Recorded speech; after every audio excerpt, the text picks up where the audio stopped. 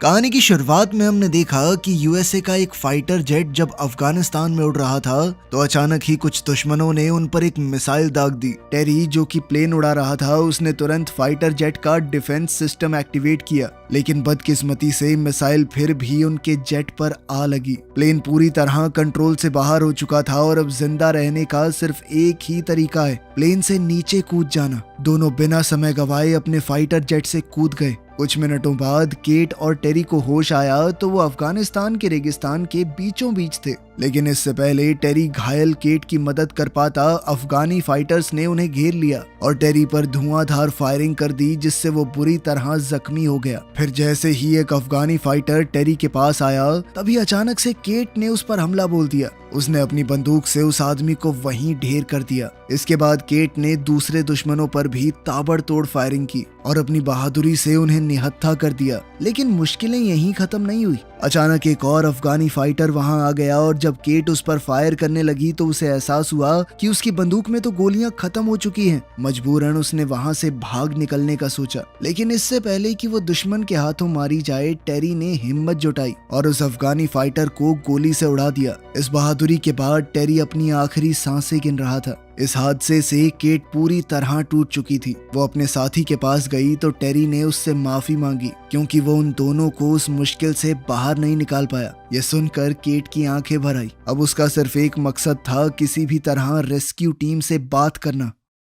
उधर दूसरी तरफ बाकी अफगानी फाइटर्स ने देखा कि उनका लीडर अभी भी जिंदा है। साथ ही उन्हें ये भी पता चला कि अमेरिकन फौज वहां से फरार हो गई थी। कुछ देर तक चलने के बाद केट को दूर से दुश्मन की गाड़ियों का एक पूरा काफिला नजर आया जिन्होंने पूरे इलाके को घेरा हुआ था। केट ने तुरंत फैसला किया कि यहाँ रुकना खतरनाक है, इसीलिए वो छुपने के लिए पास के एक बंकर की तरफ भागी। लेकिन बंकर तक पहुंचने से पहले ही दुश्मनों ने उसे देख लिया और उस पर धुआंधार फायरिंग शुरू कर दी। उनके लीडर ने तो केट के ऊपर एक मिसाइल फायर की, लेकिन वो किसी तरह बच निकली। फिर जैसे ही धुआं साफ हुआ तो केट ने देखा कि धमाके की वजह से बंकर का दरवाजा खुल गया था। अब केट बिना एक भी सेकंड गवाए बंकर के अंदर घुस गई। तभी एक दुश्मन उसके पीछे दरवाजे तक आ गया तो केट ने अपनी पिस्टल से उसे मार गिराया। खैर इसके बाद केट ने देखा कि वो ऐसी सीढ़ियों के सामने खड़ी थी जो शायद सैकड़ों मीटर गहरी हैं, लेकिन उसके पास कोई चारा तो था नहीं, इसीलिए उसने नीचे उतरने का फैसला किया। उसे कुछ भी समझ नहीं आ रहा था कि ये कैसी जगह है, पर फिर भी वो धीरे धीरे आगे बढ़ रही थी। तभी पीछे से उसे दुश्मनों के आने की आहट सुनाई दी तो बाहर का रास्ता ढूंढने के चक्कर में केट और अंदर चली गई। फिर जैसे ही वो बंकर के एक हिस्से में गई तो उसे बहुत गंदी स्मेल आई और थोड़ी आगे जाकर उसकी आंखों के सामने जो खौफनाक मंजर आया उसे देखकर वो बहुत बुरी तरह डर गई। असल में वहाँ किसी की लाश बहुत बुरी हालत में पड़ी थी। इतना ही नहीं बल्कि केट को वहाँ एक रहस्यमयी डिवाइस भी मिला जिसके साथ कई कागज और रिकॉर्ड्स मौजूद थे जिनमें यहाँ पर हो रहे भयानक एक्सपेरिमेंट्स के बारे में लिखा गया था। उसी पल अचानक उसे दुश्मनों के आने की आहट सुनाई दी तो केट तुरंत अपनी लाइट स्टिक को दूर फेंककर एक बड़े पिलर के पीछे छुप गई। उसी पल अफगानी फाइटर में से एक ने जनरेटर ऑन कर दिया जिसके चलते चारों तरफ रोशनी हो गई और तभी एक भयानक राज का पर्दाफाश हुआ। असल में वहाँ सैकड़ों कैप्सूल थे जिनमें इंसानों की लाशें बंद करके रखी गई थी। अब जैसे ही दुश्मनों का ध्यान हिला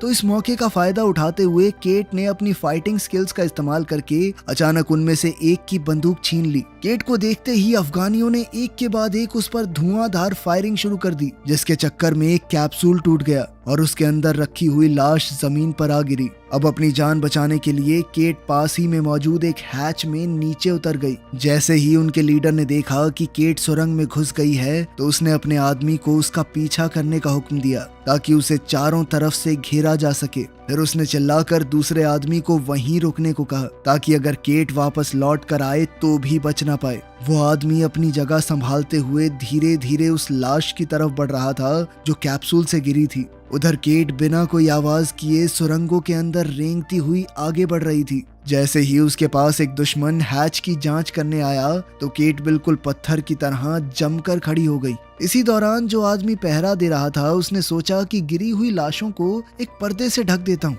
उसे बिल्कुल अंदाजा नहीं था कि उनमें से एक क्रीचर अभी भी जिंदा था और संभलने से पहले ही उस क्रीचर ने उस पर हमला बोल दिया। उसी पल केट किसी तरह इमरजेंसी एग्जिट की सीढ़ियों तक पहुंच गई, लेकिन तभी अफगानों का लीडर मलिक उसके सामने आ गया।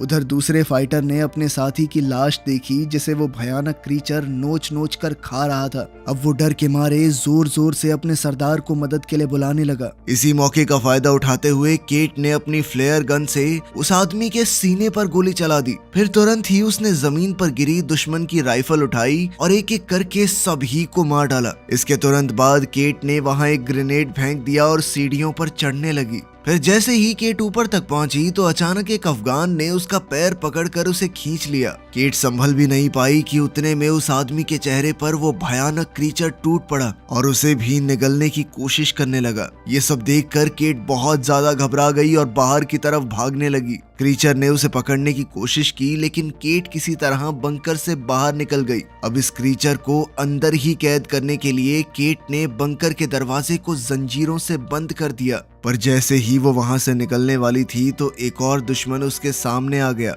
लेकिन जब उस आदमी ने देखा कि वो क्रीचर बंकर से बाहर निकलने की कोशिश कर रहा है तो वो डर के मारे वहां से भाग निकला। तब केट भी अपनी जान बचाकर फरार हो गई, लेकिन कुछ दूर जाते ही अपनी गहरी चोट की वजह से वो जमीन पर गिर पड़ी। इस दर्द को सहने और चलना जारी रखने के लिए उसने दवाई का सहारा लिया। फिर कुछ दूर जाने पर अचानक फौजियों की गाड़ी उससे जा टकराई। जैसे ही फौजियों को एहसास हुआ कि ये तो उनकी ही साथी है तो वो तुरंत उसकी मदद के लिए दौड़े।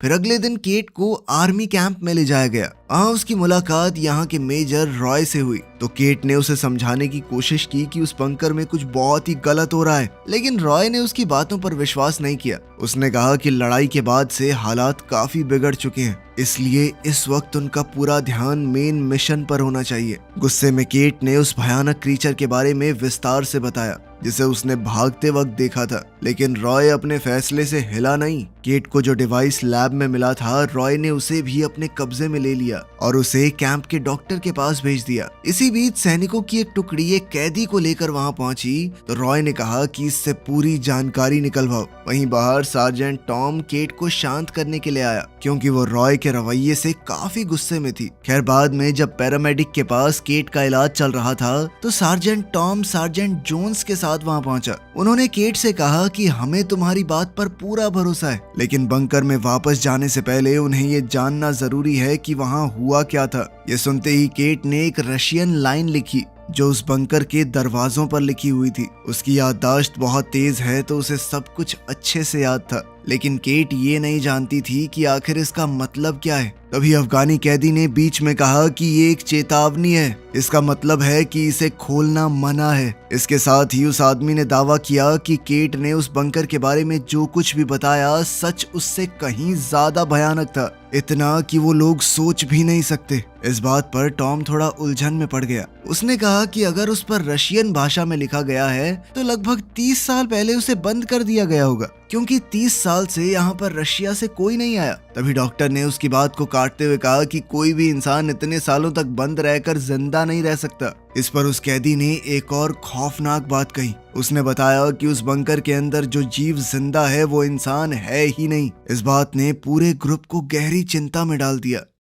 खैर फिर शाम ढलने लगी और अंधेरा होते ही सैनिकों ने फैसला किया कि वो पूरे एरिया की रखवाली बारी बारी से करेंगे, क्योंकि किसी भी पल नए दुश्मन सामने आ सकते हैं। उधर अपने कैबिन में रॉय ने कर्नल से बात की तो कर्नल ने कहा कि केट को जो भी वो डिवाइस मिला है उसे जल्दी से भेजो। असल में वो डिवाइस एक रिकॉर्डर था और रॉय ने साफ साफ शब्दों में कहा कि अगर आपको ये चाहिए तो पूरी सच्चाई बतानी होगी कि असल में हो क्या रहा है। वहीं दूसरी ओर हम देखते हैं कि बंकर के गहरे अंधेरों में उन भयानक जीवों ने एक दूसरे को आजाद कर लिया था। फिर धीरे धीरे सब एक जगह इकट्ठा हुए और बाहर निकलने का रास्ता रोकने वाली उन जंजीरों को तोड़ने की कोशिश करने लगे। वहीं रात के वक्त सेरानो नाम का एक फौजी ड्वेन की जगह लेने आया, लेकिन जैसे ही वो आगे बढ़ा तो उसे पीछे से एक अजीब सी आवाज सुनाई दी। मुड़कर देखने पर उसे पता चला कि उसका साथी वहां से गायब हो चुका है। हैरानी और उलझन में सेरानो ने बैरिकेड के पास जाकर देखा कि आखिर हुआ क्या। उसी वक्त डेव को कैंप के अंदर फैलती हुई एक बेहद गंदी बदबू महसूस हुई और शक होने पर वो आसपास देखने निकल गया। तभी उसे दूर से वो भयानक क्रीचर सीधा बेस की तरफ दौड़ते हुए नजर आए तो डेव ने पूरी ताकत से चीख कर सबको बताना चाहा। अलार्म सुनते ही पूरी टुकड़ी ने अपना सामान उठा लिया और तुरंत लड़ाई के लिए तैयार हो गए। पल भर में ही सभी सैनिकों ने बैरिकेड पर अपनी जगह ले ली और जो कुछ भी हिलता डुलता दिखाई दिया उस पर गोलीबारी शुरू हो गई। अब रॉय को पूरी तरह समझ आ गया कि केट सच बोल रही थी। उसने सार्जेंट टॉम को ऑर्डर दिया कि टुकड़ी की अगुवाई करो और सभी खतरनाक हथियारों का पूरी तरह इस्तेमाल करना। इसके बाद सैनिक हमला करके उन क्रीचर्स को खत्म करने की कोशिश करने लगे, लेकिन अचानक ड्वेन पर एक क्रीचर पीछे से टूट पड़ा और सिर्फ एक ही वार में उसका सर धड़ से अलग कर दिया। यह नजारा देखकर उन सबके हाथ पैर फूल गए थे। सिएना ने घबराकर उस क्रीचर पर गोलियां चला दी और उसे दीवार से नीचे गिरा दिया। तुरंत ही पैरामेडिक दौड़कर ड्वेन की मदद करने पहुंचा, लेकिन वो क्या ही कर सकता था। उसी पल उन भयानक क्रीचर्स में से एक ने अचानक उछलकर सैनिकों पर हमला करने की कोशिश की, लेकिन टॉम ने फौरन अपनी बंदूक से गोली चला दी, जिससे वो क्रीचर सीधा मेजर की हट के अंदर जा गिरा। फिर बिना एक भी पल गवाए रॉय उस पर टूट पड़ा और अपनी बंदूक से लगातार वार करने लगा। गोलियों की बौछार से उस क्रीचर के शरीर का एक हिस्सा पूरी तरह नष्ट हो गया। अब कैंप के बाहर सैनिक अलग अलग दिशाओं में फैल गए थे ताकि जितना हो सके उतने क्रीचर्स का सामना किया जा सके। इसी बीच जैसे ही टॉम ने अपनी फ्लेयर जलाई तो उसे दूर से और भी ज्यादा क्रीचर्स आते हुए नजर आए। ये देखकर उसने जोर से पूरी टुकड़ी को तुरंत पीछे हटने को कहा, लेकिन पीछे हटने से पहले ही बदकिस्मती से 2 सैनिक उन क्रीचर्स का शिकार हो गए। साथ ही एक तीसरा फौजी जो वॉशरूम में छुपने की कोशिश कर रहा था वो भी पकड़ा गया।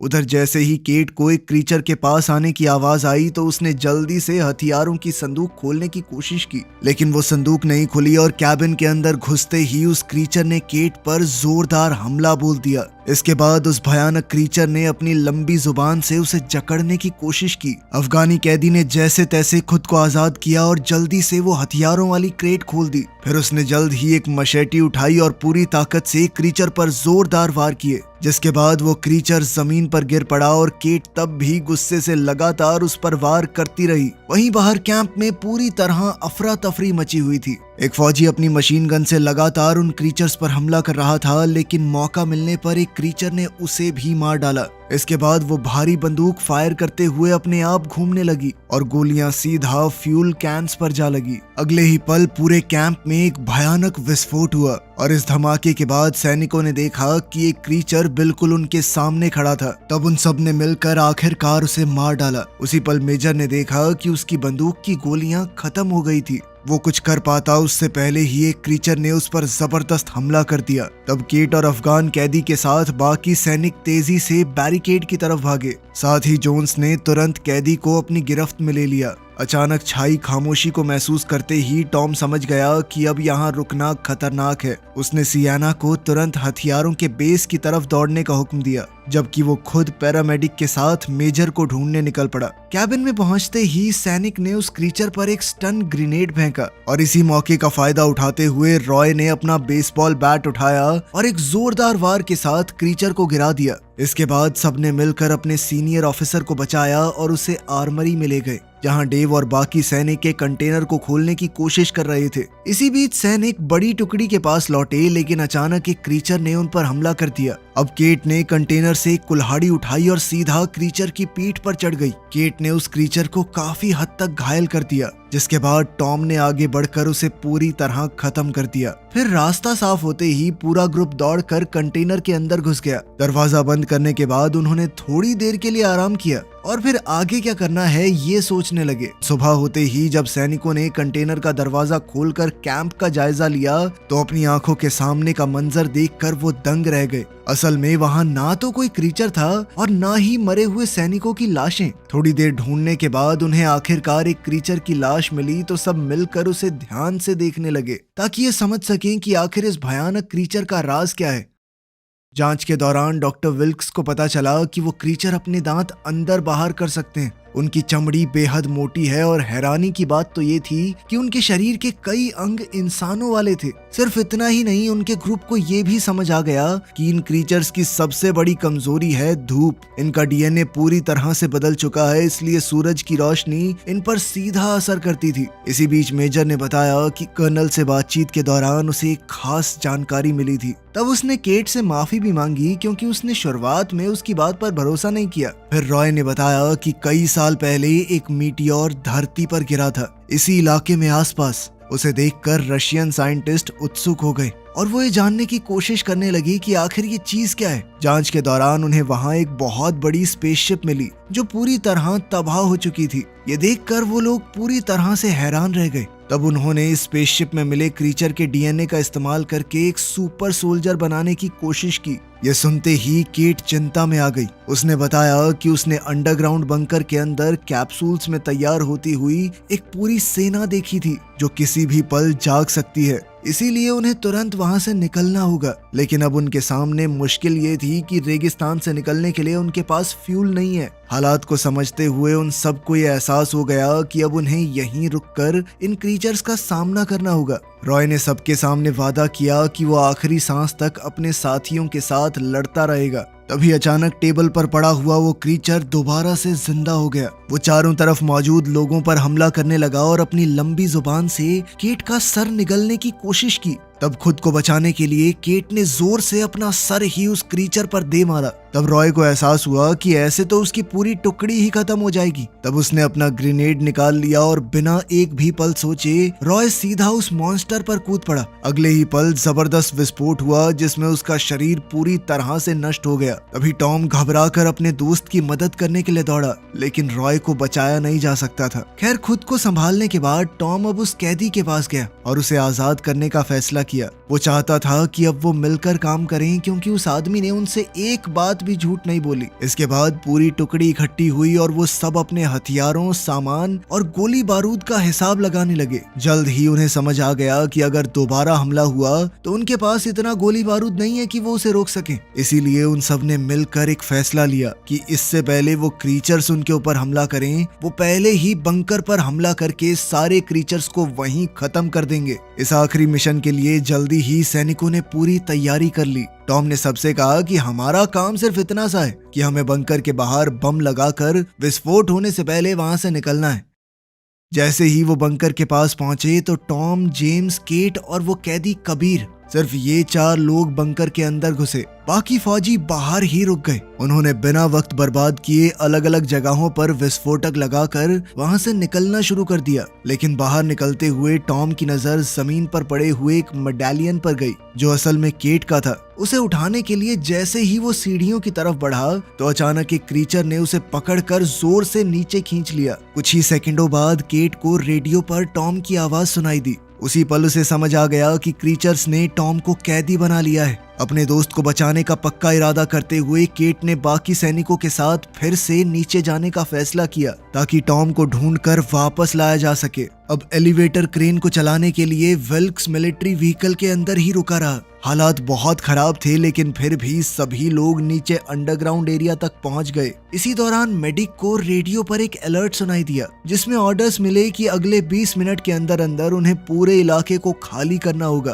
तब घबराकर विल्क्स ने तुरंत सबको बताया कि हमें जल्दी निकलना है, जल्दी करो। इसके बाद पूरी टुकड़ी टॉम की तलाश में निकल पड़ी, जबकि डेव एलिवेटर की सुरक्षा के लिए अपनी जगह पर ही बना हुआ था। उधर टॉम ने किसी तरह अपनी जेब में मौजूद चाकू का इस्तेमाल करके उस क्रीचर को खत्म कर दिया जिसने उसे बंदी बनाकर रखा हुआ था। आजाद होते ही वो अपने साथियों को ढूंढने निकल पड़ा। जैसे ही बाकी सब बंकर की लैब में पहुंचे तो वहां का मंजर देखकर सभी सन्न रह गए। चारों तरफ उन लोगों की लाशें बिखरी हुई थी जिन्हें क्रीचर्स ने मार डाला था। और जैसे जैसे वो सेंट्रल कैप्सूल के करीब पहुंचे तो उनके सामने एक और भी ज्यादा भयानक नजारा था। उस कैप्सूल के अंदर एक बहुत बड़ा मॉन्स्टर तैयार हो रहा था। इसी बीच टॉम पर पीछे से एक क्रीचर ने अचानक हमला कर दिया, लेकिन जैसे ही उसे केट की आवाज सुनाई दी तो वो तुरंत लैब की तरफ भागा जहां उसके साथियों ने अपने हथियारों से उस क्रीचर को खत्म कर दिया। उसी वक्त विल्क्स ने देखा कि कई अफगानों ने उस बंकर को घेर लिया है। वो तुरंत व्हीकल के ऊपर लगे हुए हथियार तक चढ़ गया और बिना रुके उन पर फायरिंग शुरू कर दी ताकि खतरे को दूर रखा जा सके। उधर एलिवेटर के पास डेव कई सारे क्रीचर्स से घिर चुका था। उन पर गोलीबारी करते हुए उसने इमरजेंसी अलार्म भी एक्टिवेट कर दिए। अब तक केट को एहसास हो चुका था कि मॉन्स्टर्स ने उन्हें फंसाने के लिए जाल बिछाया है। उसने तुरंत ग्रुप से कहा कि हमें जल्दी से यहाँ से निकलना होगा और फिर उन्होंने पीछे हटकर दरवाजा बंद कर दिया। लेकिन जोन्स को यह बात समझ आ चुकी थी कि क्रीचर्स क्रैंक को घुमाकर दरवाजा खोल सकते हैं, इसीलिए उसने पूरी ताकत से क्रैंक को पकड़ लिया और अपने साथियों से कहा कि वो सभी वहां से निकल जाएं, जबकि वो खुद दुश्मनों को रोकने के लिए पीछे रह गया।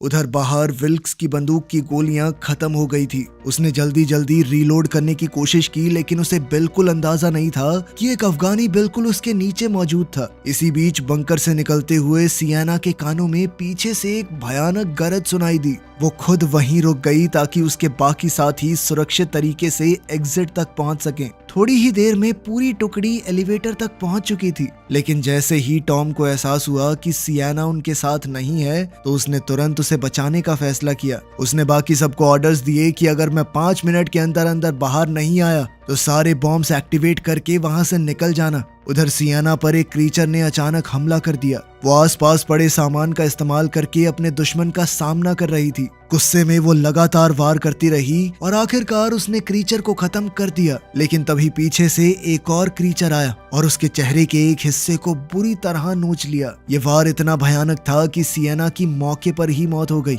ये देखकर टॉम गुस्से से भर गया। उसने एक चाकू उठाया और डस्टबिन के ढक्कन को ढाल बनाकर क्रीचर से लड़ने लगा। वहीं जोन सब इस सब से बहुत थक चुका था। उसने दरवाजे से हटकर अपना डेटोनेटर निकाला और अपने दोस्तों को बचाने के लिए खुद शहीद हो गया। इस जबरदस्त विस्फोट में उसके आसपास मौजूद सारे म्यूटेंट खत्म हो गए। धमाके की आवाज सुनते ही टॉम समझ चुका था कि अब वहां रुकना मौत को दावत देने के बराबर है। उसने तुरंत वहां से भागने का फैसला किया। वहीं बाहर एक अफगानी ने पैरामेडिक पर हमला बोल दिया। वो अपने चाकू से विल्क्स को मारने ही वाला था, लेकिन उसने जैसे तैसे अपनी जान बचाई। फिर हर एक दुश्मन से बहादुरी से लड़ते हुए उसने क्रेन एक्टिवेट की ताकि वो पूरे ग्रुप को ऊपर खींच सके। लेकिन दिक्कत ये थी कि ब्लास्ट के चलते मैकेनिज्म का एक हिस्सा डैमेज हो गया था, जिस वजह से गाड़ी आगे की तरफ चलने लगी। विल्क्स ने घबराकर गाड़ी को रोकने की पूरी कोशिश की। वहीं एलिवेटर के अंदर केट, कबीर और डेव एक साथ मिलकर दर्जनों क्रीचर्स का सामना कर रहे थे। अचानक एक क्रीचर ने अपनी बाजू से डेव के सर पर वार किया